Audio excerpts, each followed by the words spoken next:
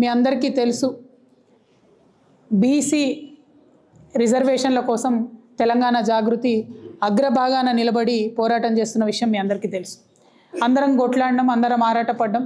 BC కుల గణన జరిగినప్పుడే మేము చెప్పినాం, ఈ లెక్క తప్పుల తడక, మీ లెక్క కరెక్ట్ అయితే గ్రామ పంచాయతీల వారీగా డీటెయిల్స్ పెట్టమని ఆనాడే చెప్పినాం.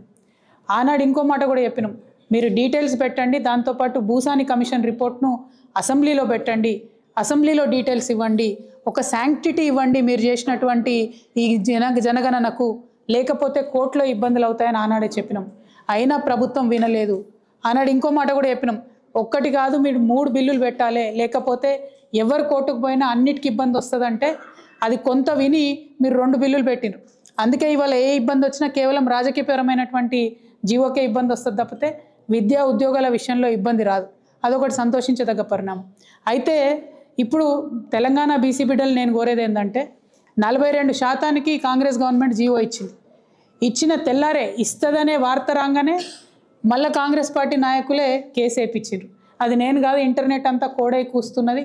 అనేక రకమైన సాక్ష్యాధారాలతో అనేక మంది కేసు వేసిన వ్యక్తులు రేవంత్ రెడ్డి గారి దగ్గర మనుషులని కూడా చెప్తున్నటువంటి సందర్భం కనబడుతున్నది.